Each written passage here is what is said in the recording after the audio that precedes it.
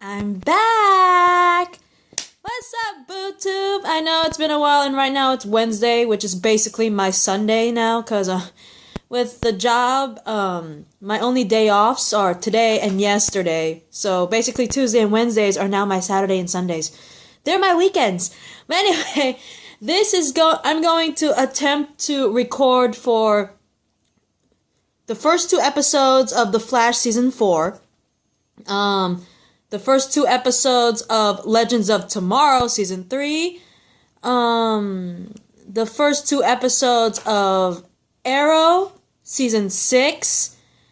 Let's see. The first two episodes of Supergirl Season 3. So that's Supergirl, Flash, Legends, and Arrow. There you go. And I still have to do Fear the Walking Dead. But until that, I will at least attempt the DC shows from my muscle memory anyway. I did watch the first two episodes of Supergirl, The Flash, Legends, and I definitely watched the first episode of Arrow. The second episode is airing today, so I'm okay with that right now. But anyway, The Flash, Season 4, Episode 1 is titled The Flash Reborn.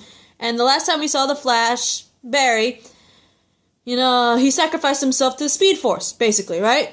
Anyway, from what I remember, Iris has been aiding Team Flash in Central City. But at the same time, we know that she's always been somewhat involved in Team Flash, but now she's even more involved than normal.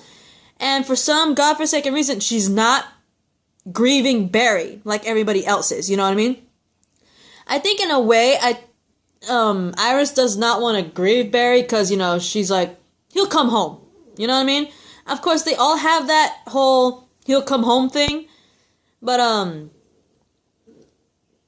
don't know if it's out of pure hopefulness or just in denial, but she just doesn't want to, think of Barry or grieve Barry or anything like that, right? But anyway, apparently, the enemy in this episode is what I want to describe as a flying samurai, because he's in samurai armor, mask, armor, everything, and the reason why I say he's flying is it looks like he has a freaking jetpack on him, right? And, he shows up in Central City demanding the Flash. And if he doesn't get the Flash, he's going to pretty much threaten the entire city, right? And of course, at one point, both Cisco and Wally attempt to go up against him, and even Joe with his little task force tried to. But apparently this flying samurai has superpowers, because he tap on the sword on the ground and pff, everything just blows away from him, right? But anyway, at the same time, Cisco reveals that he's been formulating a plan to bring back Barry without destabilizing the Speed Force, because remember, the Speed Force went out of whack because Jay Garrick was no longer in the Speed Force. Because remember, first people in the Speed Force was, of course, Zoom. Zoom was in there. Now he wasn't. Wally painfully got trapped in there because of Zoom. Now he's not. And then Jay volunteered to be in there. And then he managed to escape the Speed Force. And because there was absolutely no speedster in the Speed Force goes whack, right?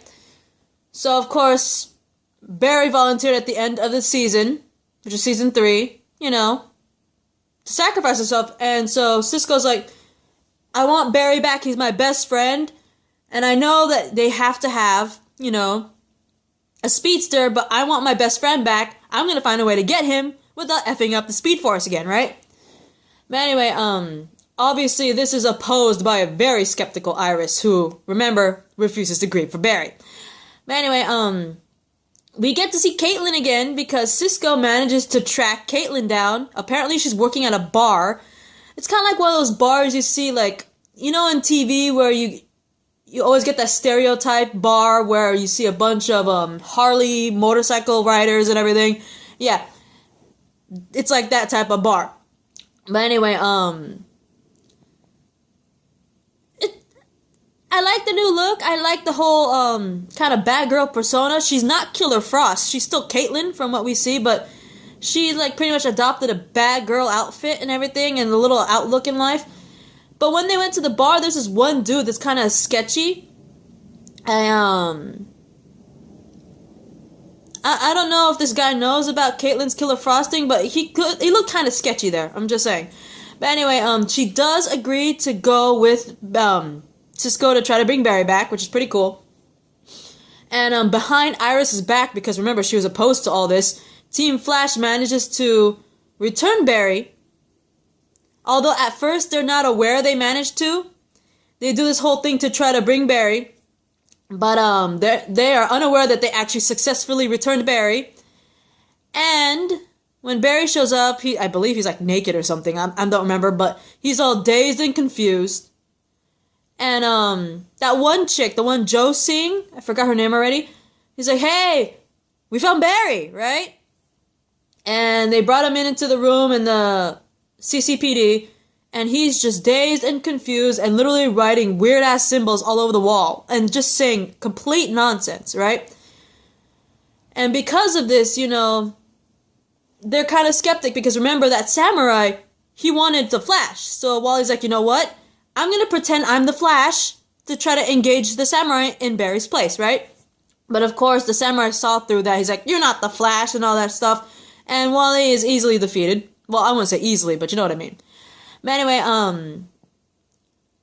Cisco is trying to decipher all these writings that Barry's doing, these little symbols. Hopefully he thinks that, you know, he'll find a way to see what Barry's thinking and all that stuff. And maybe help him and also determine if he's just a little confused or he's suffering from legitimate dementia, right? And, unfortunately, Cisco has deciphered some of the sentences, and they're all meaningless, apparently, and it proves Caitlyn had that theory about Barry having dementia, and apparently he does, which really effing sucks, by the way. But anyway, in an attempt to recover Barry's memories, you know, they lock up Barry, because at one point, Barry goes, like, supersonic, starts speeding around Star Labs, pretty much throwing people off. And so Caitlyn manages to stop him using Cold's old gun, which is pretty damn funny because everyone's like, "Oh my god, ice powers," they thought Killer Frost, right? But anyway, like, they lock him up in, of course, the tube, and while he's again writing these creepy little symbols, the samurai shows up again. We got Joe at the helm with his little task force. And of course, in Iris's eyes, in order to get Barry's memories back, she thinks maybe he'll get his memories back if I'm in danger. Yes, Iris, put yourself in danger.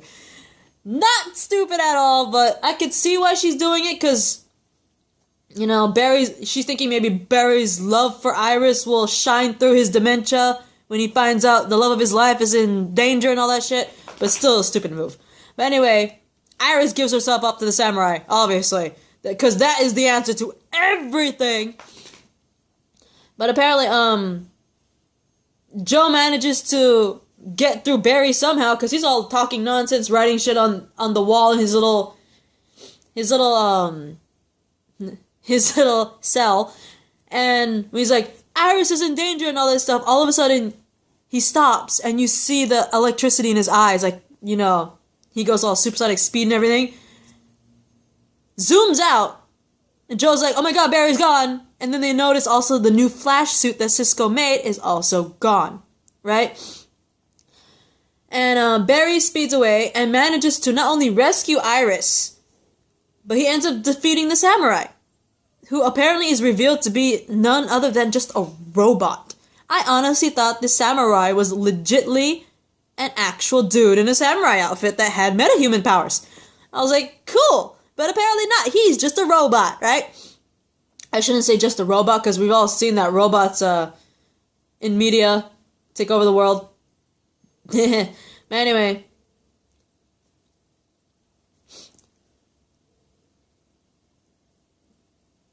During that whole thing, at one point, after the defeat of the samurai, it was pretty funny because Cisco goes back to his naming ways and actually names him the Samuroid or something like that, which I think is pretty damn cool, not gonna lie.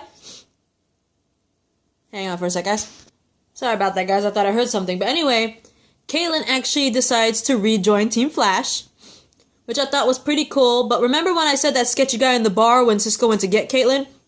Yeah, when Caitlin goes back to that bar, that guy, that sketch guy, is like, you alright and all that stuff, and apparently, I think that guy worked for a mobster or like a gangster dude or something, because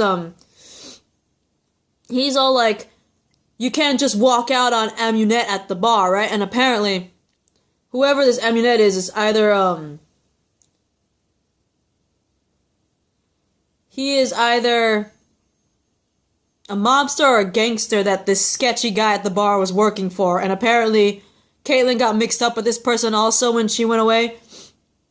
And yeah, apparently he's like, you can't walk away and all that stuff.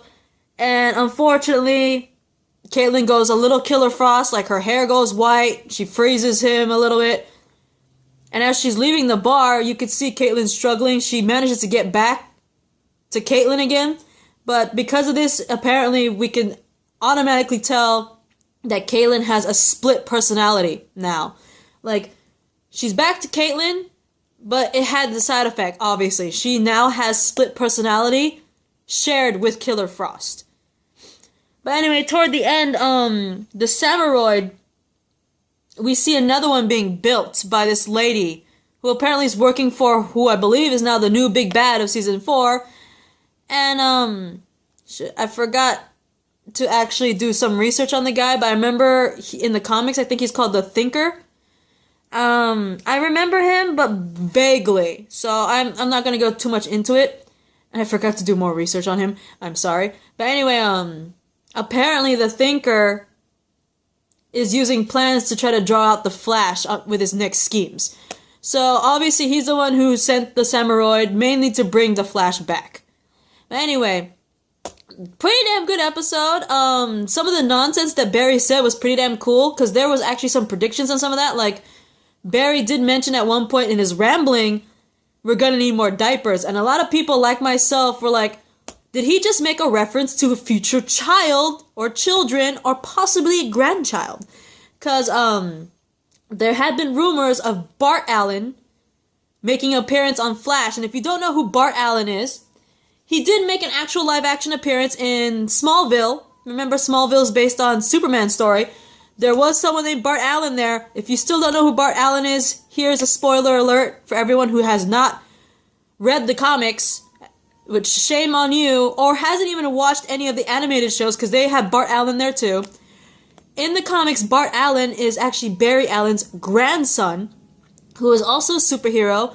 We first see him with the superhero persona as Impulse, and at one point goes on to become the next Kid Flash. So, Bart Allen.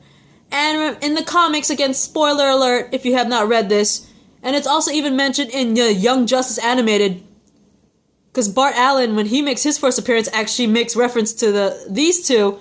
Barry Allen does in the comics have twin children with Iris named Dawn and Dawn Allen, who are known as the Tornado Twins. So, and if I remember, the boy, Dawn, is actually Bart's dad. So, spoiler alert, the fact that Barry said we're gonna need more diapers could be a little pun to that, which I thought was pretty damn cool. But anyway, I'm kind of am worried about Caitlin having that split personality, because that could go off anytime if you piss her off, so I'm kind of scared about that. And this Thinker dude, he doesn't seem like much of a threat, but, you know, you can't judge a book by its cover anyway. But anyway, that is my Flash Season 4, Episode 1, titled The Flash Reborn reaction rant. And I'm about to do Episode 2 for you guys, okay? Bye, BooTube.